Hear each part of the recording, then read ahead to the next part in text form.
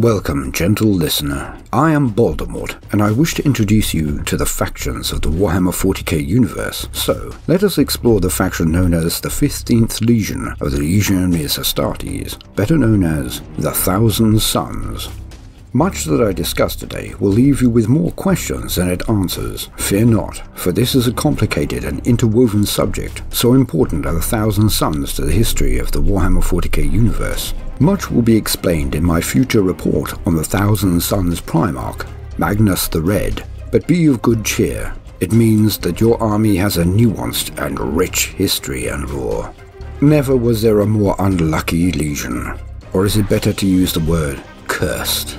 From the very first, the Thousand Suns were blighted. The flesh change destroyed their numbers and threatened their very existence. Before the discovery of Magnus the Red, their genetic father and template, their Primarch, there was even talk of the eradication of the Legion, how that would have changed the galaxy and the history thereof. The Thousand Suns are known to be the most gifted and dangerous users of the Warp, generally dubbed Psychers. They are the right hand and most powerful worshippers of the Chaos God Tzeentch, the Lord of Change and Master of Magic. But this is only their leadership. The Legion mostly consists of automata, Astartes made into dust, encased in their power armor, bereft of thought and urges. They feel nothing as they lurch inexorably onwards, their weapons blazing, as the only time they exhibit independent action and regain some of their past dynamism is during the throes of battle. For there is no real consciousness in these golem soldiers of dust. Their leaders, of whom there are many, to a man are sorcerers of immense power. Their extended hand brings lightning and death. Their rituals summon demons, scry the potentials of the future, and rewrite the very laws of physics, twisting reality to their design at a whim. No part of the galaxy is free from the hand of the Thousand Suns, should their eye be drawn in that direction. But they do not slaughter mindlessly for blood, nor do they rot like animals or rot all that they touch, as some of their brother legions of traitors are wont to do. They seek knowledge and power alone. It is few that can gainsay them when their interest is piqued, and not without a mighty toll. The Thousand Suns have struck at the deepest repositories of knowledge across the galaxy, even sieging the back library itself. Although they were forestalled by the Harlequins and the power of the Dark Guardians of that place, they can strike again. None know when or how it will happen, but all know that it will. For if they take the craft world-sized library containing the collected knowledge of the Eldar on the subject of chaos in all its forms, then their power will be unstoppable. Their might will eclipse all. Some say that the Thousand Suns and their sire, Magnus the Red, did nothing wrong. They say that his life and that of his legion is the epitome of the old cautionary tale, the road to hell is paved with good intentions. But perhaps the better question should be, could it have ended any other way? Now I should lean on existing wisdom before I get to the heart of the matter, which, trust me, you will not want to miss. To quote, "The 15th Legion was formed on Terra, their gene seed being created and implanted in the first Legionaries during a brief resurgence of warp storms within the boundaries of the Sol system. This brief warp storm was said to have generated psychic flashpoints all across Terra's globe, resulting in outbreaks of madness, suicide, and random violence. Whether it had any effect on the Legion's gene seed is doubtful, but upon learning of it years later, Magnus himself considered it a poor omen. At least a part of the initial core of legionaries, termed student aspirants, were found amongst the population of the once geopolitical entity known as the Achaemenid Empire. This area of Terra had been ruled by the Emperor for at least a century at this point, and as a result had suffered little during the just completed Wars of Unification. The Emperor himself, accompanied by a retinue of scientists, visited the region, and had each and every family tested for compatibility with the 15th Legion's gene seed. Those that were found suitable were taken to the gene laboratories underneath the Himalayas to begin their transformation into Astartes, Space Marines. Present as one of those first student aspirants was Arzek Ahriman and his twin brother, Ormuzd. Upon completion of this process, the 15th Legion was used to quell what pockets of isolated resistance to the Emperor's rule remained upon Terra, before being named the Thousand Sons by the Emperor and sent out into the galaxy as part of his Great Crusade. Their name is believed to originate from the first steps of the Legion's creation process. For unknown reasons, exactly 1,000 Marines were created and trained first, with the 15th brought up to full Legion numbers afterwards. There only being 1,000 Thousand Sons in existence at the point in time is a fact, tragically, that will repeat itself in the future on more than one occasion. The combat disposition of the Thousand Sons during the Great Crusade can be viewed in two distinct parts, before and after the discovery of Magnus, their Primarch. At the beginning of the Crusade, they fought as tenacious and energetic expanders of the Imperium, and were not considered particularly distinct from the main body of the Legiones Astartes. 5 years into the Crusade, however, the warriors of the Legion, much to their delight, all began to spontaneously develop psychic abilities. This development, however, was followed by a wave of horrific, degenerative mutations. This mutative process became referred to as the Flesh Change. It was much feared by the Thousand Sons after it first appeared during the compliance of Byzant. Most of those afflicted were secured in stasis chambers in the hope that some future cure would be found for them, and the numbers of active Thousand Sons began to dwindle as a result. Over the next several decades, some of the discovered Primarchs found the notion of psychic mutants being allowed to exist as part of the Emperor's Crusade distasteful at best, and downright impossible at worst, and began to move for their censure, spreading rumours and condemnations about them. Chief among these detractors were Mortarion, Rogel Dawn, and Corvus Corax. As the years passed, more and more of the Thousand Sons devolved into mutants, while those that survived grew stronger and stronger in the use of their powers. Meanwhile, the detractors had managed to raise enough voices to empower a proposal that the 15th Legion be disbanded and expunged from Imperial records altogether. It was shortly after this that the Great Crusade arrived at Prospero and found Magnus, Primarch of the Thousand Sons. The entire Legion was transported to Prospero to meet their gene sire, and there was much rejoicing, even though the Flesh Change had become a pandemic within their ranks. After the initial celebrations, the Emperor and the main body of his fleet left Prospero, but the Thousand Sons remained behind. The numbers of them degenerating into mutants seemed to go completely out of control within a day of the Emperor's departure. Soon, the entire Legion was afflicted. It was at this time that Magnus stepped in to save his gene sons, enacting a mysterious procedure that was able to stabilize the genetic structure of the least affected legionaries. At the end of the procedure, barely 1,000 of his sons lived. With this stabilization of gene seed, the 15th Legion got its second chance. Recruiting from Prospero, they were able to rebuild their numbers, that would never become numerous, and return to the Great Crusade, this time led by their Primarch. When Magnus took command, his duties would cause some organizational and hierarchical changes within the Legion. Chapters were referred to as fellowships within the Thousand Sons, and the most the rebuilt Legion was ever able to field numbered 10. However, at the conclusion of one particularly bloody campaign, the Thousand Sons had lost almost 900 Astartes, effectively wiping out an entire fellowship. Rather than rebuild it, Magnus decided to reorganize and maintain the Legion as one with only 9 fellowships, an organization he referred to as a Presidiate.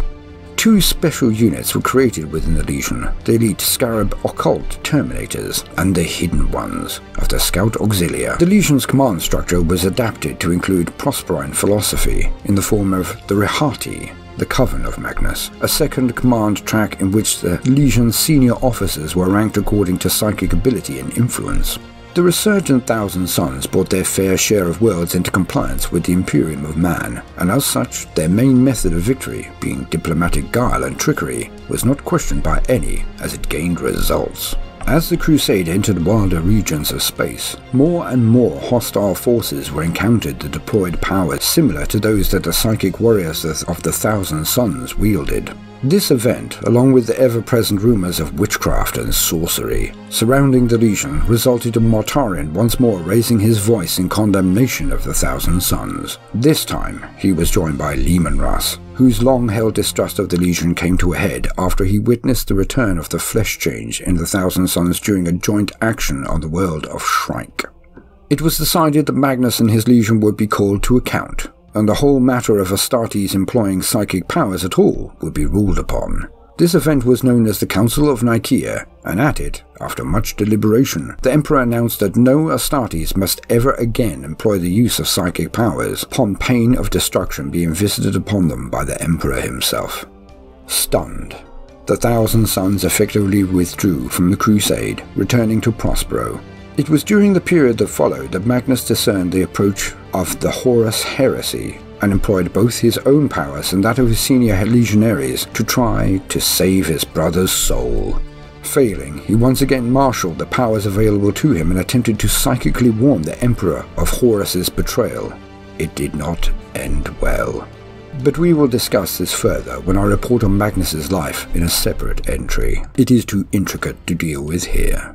All you need know is that the Emperor issued orders and forces to Leman Russ, the Primarch of the Space Wolves, to go to Prospero and bring Magnus to him to stand trial on Terra for his actions. Russ was informed that he should subdue the Thousand Sons if it was required. News of this sanctioned fleet, meanwhile, had previously reached the ears of the now corrupted Horus Lupercal. Sensing an opportunity, the War Master contacted Leman Russ. Speaking with his brother, he was able to convince him that to return Magnus to Terra would be a waste of time and effort. This move doomed the Thousand Sons as, in accordance with the judgment of Nykeya, the Emperor visited destruction upon Magnus and the Thousand Sons in the form of Leman Russ and his Space Wolves.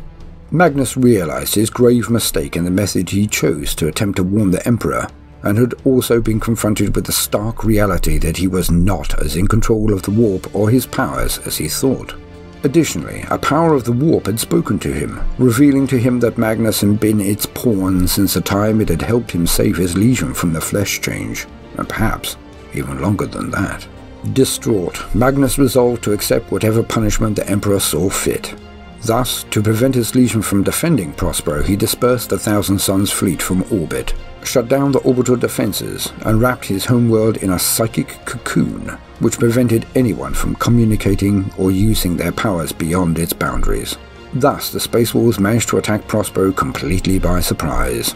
The Thousand Sons legionaries themselves, however, did not share Magnus's acceptance of defeat and punishment, and so took up arms against the invaders.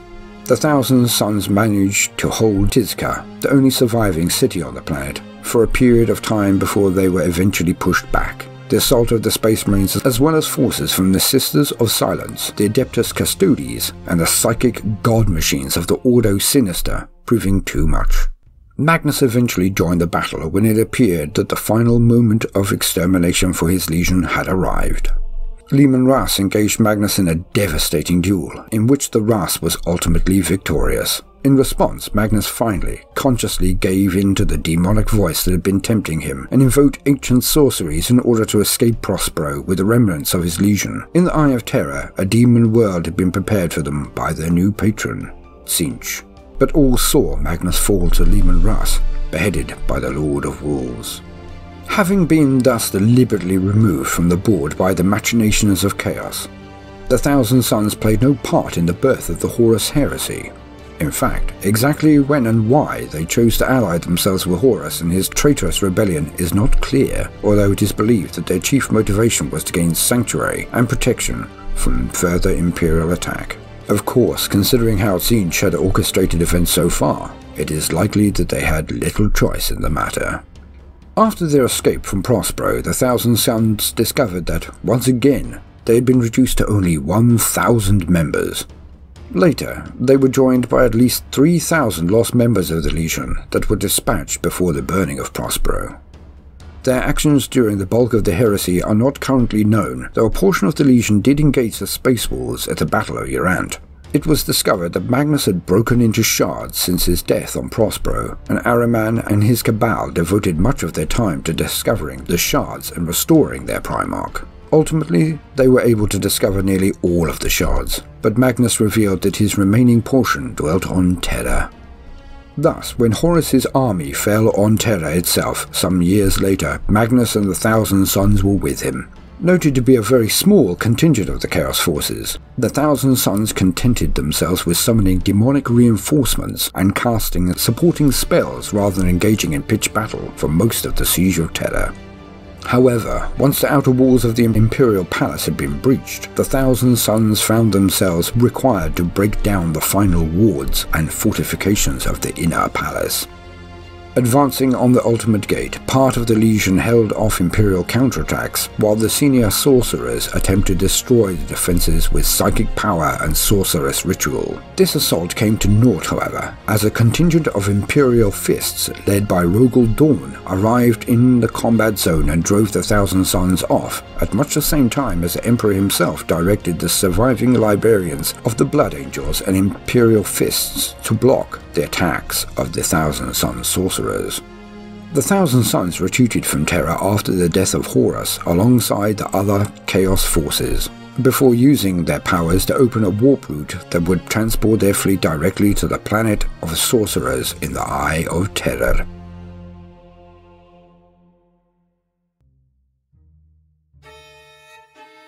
Concerning Rubric Marines, remorseless, implacable foes, the Rubric Marines are forever cursed. They bestride the galaxy in armoured suits that are little more than sealed tombs, within which only a handful of dust remains of what was once a proud space marine.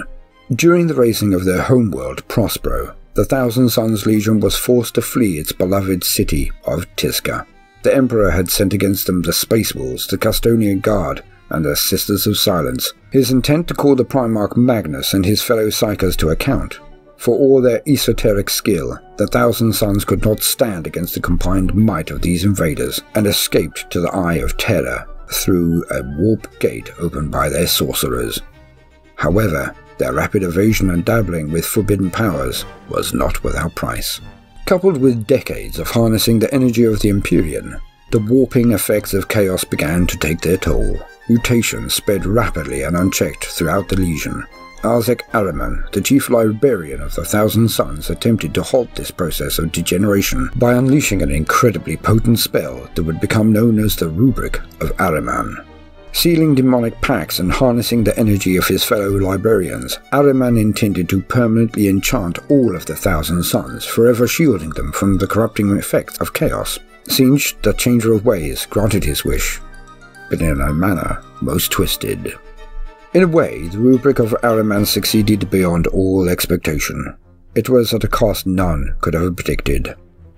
The most powerful sorcerers of the Thousand Sons survived the Rubric of Araman, with their knowledge and powers greatly augmented. The Battle Brothers, whose psychic ability had been slight or non-existent, by far the larger part of the Legion, were altered in a much more profound way. Their armour was sealed shut, as if every clasp and joint had been welded tight, and their bodies were reduced to nothing more than dimly sentient dust. Truly, physical mutation would plague them no more, but their fleshless spirits were trapped inside their battle plate for all eternity.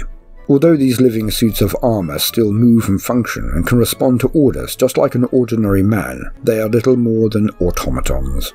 They quickly fall into inactivity unless a sorcerer is nearby to direct them. Although in the fires of battle, something of their former battle hunger returns, and they move with greater clarity and purpose. Conversely, they are far more durable than the Chaos Space Marines of their brother legions. Solid shot weapons have little to no effect upon them, and even a plasma blast or power blade may be deflected by their fate-altering auras, for the power of Singe sustains them better than any physical protection could. Only the most grievous wounds can lay open the sealed shell of a Rubric Marine and dissipate the dust inside, breaking the spell and effectively slaying its essence. The sorcerers of the Thousand Sons use their Rubricae as bodyguards and enforcers. These undying warriors make excellent guardians for the libraries of esoteric lore hoarded by the sorcerers, for they possess no spark of curiosity and are utterly loyal without exception. Such sorcerers will sometimes offer the services of the Rubricae to those who promise them knowledge and magical power, and many have pledged themselves to Abaddon the Despoiler, hungrily taking any opportunity thrown up by the War Master's campaign to seize esoteric relics and captives. Before battle, the sorcerers enchant the weapons of their bodyguards, so that the munitions that they fire blaze with magical flame, burning the minds of their targets just as they melt armour. Their dedication to the Chaos God Singe resulted in several changes to the organization of the Legion, but had little direct effect on their combat doctrine. Previously known to avoid close combat in favour of psychic trickery and the use of ranged weaponry, the development into a legion of chaos sorcerers and the effect of the Rubric of Ahriman only increased reliance on this approach. Those marines affected by the Rubric are used to anchor an attack's firepower, while the sorcerers deploy their psychic powers, the whole event orchestrated in accordance with a previously constructed plan of deceit or guile. While they avoided dissolution as a legion for some time, the Thousand Sons now only seem to operate abroad as small bands. These bands are said to seek out conglomerations of psychers or traces of sorcerers' techniques using artifacts known as seer stones. Whilst the plans of the Thousand Sons are never easy to discern, being chosen as Tzeentch's favoured agents results in the actions of their warbands being varied and often curious. By raiding a particular planet, location, or killing even a single, specific individual, the manipulations of Tzeentch are furthered. The most well-known of these warbands is the Prodigal Sons, the warband led by Ahriman. And what are the achievements of your fragile Imperium? It is a corpse, rotting slowly from within while maggots rise in its belly. It was built with the toil of heroes and giants, and now it is inhabited by frightened weaklings to whom the glories of those times are half-forgotten legends. I have forgotten nothing, and my wisdom has expanded far beyond mere mortal frailties. Isaac Ahriman, concerning the Imperium, 41st Millennium. End quote. Are we to believe the Emperor was a cosmic potterer? Did he simply play with his ingredients to attempt to make a psychically powerful legion? Or did he know what he was doing? Did he know that his legion would be so cursed? Did he summon the warp storm that suffused our legion? We know that the Primarchs are products of warp knowledge, not merely science alone. Why did he not start again if the warp storm was not his work? Surely the greatest of all psychers, the perfect human, should have known? Did he gamble, knowing that perhaps even only 1 in 100 of we poor unfortunates would become Astartes for longer than a few decades? Did he accept this?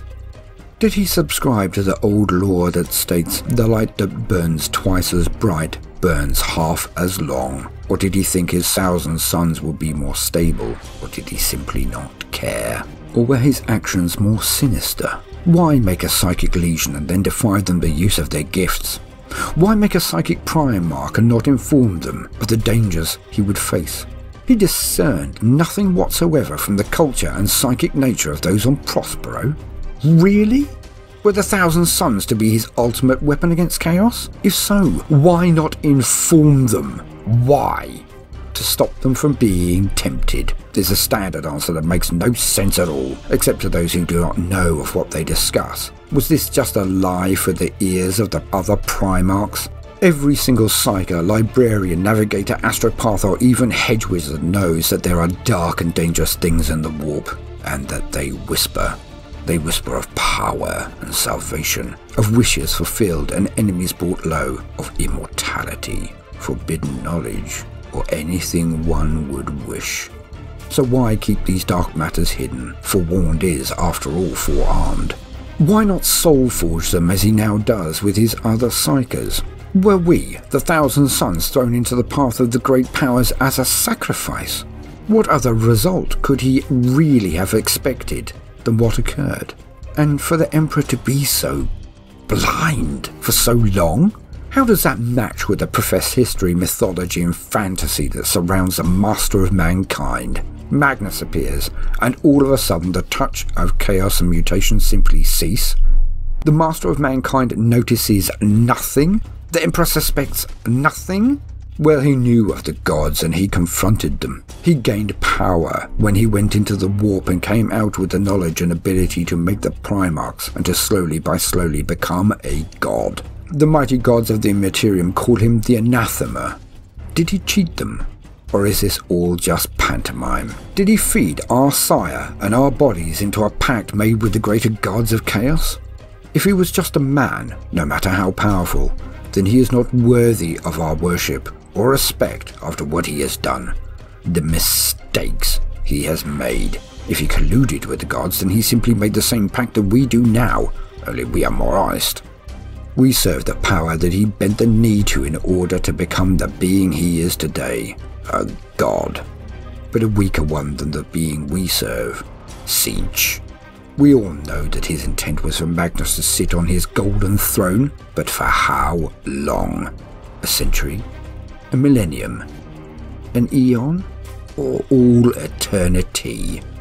He literally forged our Primarch, Magnus, to be a light bulb for the Astronomicon, or a doorman to his Webway project. Was our Legion ever even meant to be? Or was Magnus the only product he needed? Well, with friends like these. It was Magnus's pact with Tzeentch that saved our Legion from the flesh change. It was Magnus's later pact with Tzeentch that saved our Legion from the jaws of the ravenous wolves and the unspeakable unleashing of the Ordo Sinister Titans, the Custodes and the Sisters of Silence when they were dispatched to dispatch us to the last man. The corpse god can claim he knew nothing. But how could such a force be raised without him knowing what would happen with the dog at its head? The Ordo Sinister? You do not send such a force unless you intend to kill. It is said that Horus changed their orders from gaining capitulation and dragging Magnus back to Terra in chains to that of extermination. But we are to believe that the master of mankind, the most powerful psyker the universe has ever seen, knew nothing, and that he was busy. Only a simpleton would swallow such festering midden, and we are no simpletons. Even if he was busy at that time, did he not see this eventuality, this causality before? With all of his powers of prognostication, he saw nothing in all the years he gazed into the future. Was he that blind? Either he was complicit, or he was blinded by the powers of our master, Tzeentch.